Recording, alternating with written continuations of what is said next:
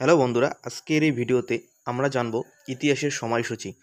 অর্থাৎ আমরা যখন কোনো ইতিহাস নোট পড়ি বা কোনো ইতিহাস বই পড়ি, তখন আমরা দেখি যে 326 বিসি লেখা থাকে বা 1564 এডি লেখা থাকে। এগুলি কি? এগুলো আমরা কিন্তু অনেকেই আমরা জানি না। তো আজকে আমরা জানব যে বিসি কি, এডি কি, বিসি কি, সি কি, সিএ বা সি কি। ঠিক আছে, তোমরা ভিডিওটি সম্পূর্ণ দেখতে থাকো, তাহলেই তোমাদের কিন্তু এই যে ধারণাগুলি রয়েছে এগুলো কিন্তু ক্লিয়ার হয়ে যাবে এবং তোমরা অতি সহজেই ইতিহাসের যে সাল তারিখ সেটা তোমরা কিন্তু বুঝতে পারবে, ধরতে পারবে।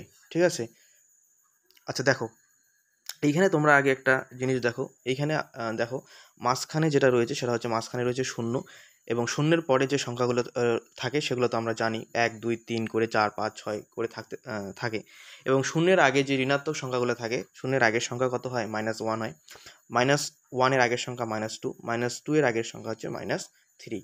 ঠিক আছে, এবার আমরা দেখি যে 3 খ্রিস্টপূর্বাব্দ থেকে 3 থেকে 1 খ্রিস্টপূর্বাব্দ। ঠিক আছে, 3 থেকে 1 খ্রিস্টপূর্বাব্দ বা 3 থেকে 1 খ্রিস্টপূর্বাব্দ দেখি আমরা। এটা কেন হয়? এটা হচ্ছে কি, ঋণাত্মক দিক থেকে খ্রিস্টপূর্বাব্দতে চলে যায়, তাদের ঋণাত্মক দিক থেকে কিন্তু 3 থেকে 1 খ্রিস্টপূর্বাব্দ হয়। আর যেটা সাল খ্রিস্টাব্দ থাকে সেটা হচ্ছে কিন্তু 200 থেকে ধরি আমরা 200 থেকে 300 খ্রিস্টাব্দ। ঠিক আছে, কিন্তু যখন আমরা খ্রিস্টপূর্বাব্দ বলি তখন কিন্তু এখানে আমরা 3 থেকে 1 বা 3 থেকে 2 কিন্তু আমরা হিসেব করি উল্টো পাশ থেকে। ঠিক আছে, তোমাদের বোঝার জন্য আমি এটা দিয়েছি। এবার দেখো, এখানে শূন্য যেটা রয়েছে এটা কিন্তু যীশুখ্রিস্টের জন্মের যে সময়কাল সেটা কিন্তু এখানে ধরা হয়। আমি দেখো তোমাদের বলছি, এখানে যে শূন্য রয়েছে এই শূন্যকে বলা হয়, ধরা হয় যে যীশুখ্রিস্টের জন্ম, এবং -3 -2 -1 এগুলিকে বলা হয় যীশুখ্রিস্টের জন্মের আগে, অর্থাৎ খ্রিস্ট পূর্বাব্দ।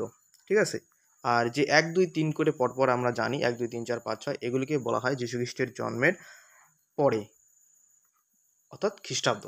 অর্থাৎ আমরা জানলাম যে শূন্য যেটা রয়েছে সেটাকে আমরা যীশুখ্রিস্টের জন্মের সময়কাল বলি, এবং যীশুখ্রিস্টের জন্মের যে -1 -2 -3 করে রয়েছে সেটাকে আমরা খ্রিস্ট পূর্বাব্দ বলে থাকি যীশুখ্রিস্টের জন্মের আগে, এবং শূন্যের পরে যে সংখ্যাগুলি রয়েছে সেগুলিকে আমরা খ্রিস্টাব্দ বলবো, অর্থাৎ যীশুখ্রিস্টের জন্মের পরে। এবার এখানে আমরা 3 থেকে যে 1 এটাকে আমরা খ্রিস্ট পূর্বাব্দ বলবো, অর্থাৎ এখানে আমরা 3 থেকে 1 খ্রিস্ট পূর্বাব্দ আমরা কিন্তু বলবো, এবং যে 1 থেকে 3 এটাকে আমরা খ্রিস্টাব্দ বলবো। ঠিক আছে, দেখো, পরেরটা দেখো, তাহলে তোমরা ভালো করে বুঝতে পারবে। এবার আমাদের প্রশ্ন যেটা রয়েছে, বিসি কি? বিসি এর যে ফুল ফর্ম সেটা হচ্ছে বিফোর খ্রিস্ট, অর্থাৎ যীশুখ্রিস্টের জন্মের আগে। এবং এডি কি? এডি এর ফুল ফর্ম হচ্ছে কি, অ্যানো ডোমিনি, মানে হচ্ছে যীশুখ্রিস্টের জন্মের পরবর্তী সময়কাল, অর্থাৎ খ্রিস্টাব্দ। বিসি মানে হচ্ছে খ্রিস্ট পূর্বাব্দ, এবং এডি মানে হচ্ছে খ্রিস্টাব্দ। ঠিক আছে, এবার তোমরা একটা উদাহরণের সাহায্যে দেখে নাও, তাহলে তোমরা ব্যাপারটা বুঝতে পারবে।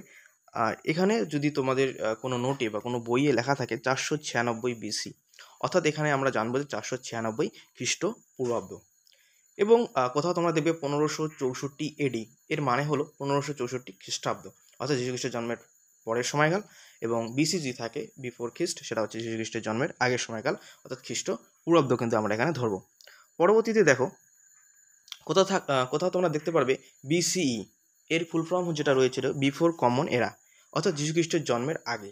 এখানে বিসিই এবং বিসি কিন্তু একই কথা, কোথাও বিসি রয়েছে কোথাও বিসিই রয়েছে, এটা কিন্তু কিন্তু একই। হ্যাঁ, ঠিক আছে, এটা কিন্তু একই, অর্থাৎ বিফোর কমন এরা, যীশুখ্রিস্টের জন্মের আগে। এখানে কিন্তু আমরা বিসি বা বিসিই ব্যবহার করতে পারি খ্রিস্ট পূর্বাব্দের জন্য। এবং সিইটা কি? সি এর ফুল ফর্ম যেটা রয়েছে সেটা হচ্ছে কমন এরা, অর্থাৎ যীশুখ্রিস্টের জন্মের পরবর্তী সময়কাল।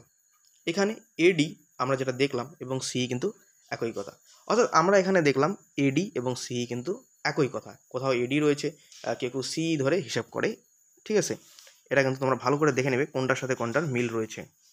এবং পরবর্তী যেটা রয়েছে সি ডট বা সিএই, এর ফুল ফর্ম যেটা রয়েছে সিরকা।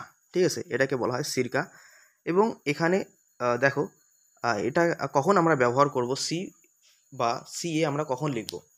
যখন কোনো ঘটনা নির্দিষ্ট কোন সময় ঘটেছিল সেটা যায় না, অর্থাৎ অনুমানের উপর ভিত্তি করে আমরা বলি, তখন আমরা সি ডট বা সিএ লিখব। কোনো কোনো সালে তোমরা দেখবে সি বা সিএ লেখা থাকে কিন্তু। হ্যাঁ, যেমন বৈদিক যুগ কবে হয়, সেটা কবেকার ঘটনা সেটা কিন্তু আমরা নির্দিষ্ট জানা নেই, তাই আমরা এটাকে সি 1500 BC to 600 BC। 1500 BC to 600 BC মানে তো তোমরা তো জানি বিফোর খ্রিস্ট, মানে যীশু খ্রিস্টের জন্মের আগে। তার আগে কিন্তু আমাদের একটা সি দিতে হবে বা CA দিতে হবে, ঠিক আছে। 1500 BC টু 600 BC, কিন্তু তার আগে একটা সি দিব, কারণ হচ্ছে যেটার আমাদের নির্দিষ্ট আনুমানিকের উপর ভিত্তি করে সালটা আমরা জানি, তার জন্য আমরা কিন্তু এখানে CA বা সি ব্যবহার করতে পারি, ঠিক আছে। এই ছিল তোমাদের ছোট্ট একটা ভিডিও। পরবর্তী এরকম ভিডিও পেতে, ইনফরমেশন ভিডিও পেতে অবশ্যই চ্যানেলটিকে লাইক, কমেন্ট, শেয়ার, সাবস্ক্রাইব করে দিও, ঠিক আছে। ধন্যবাদ।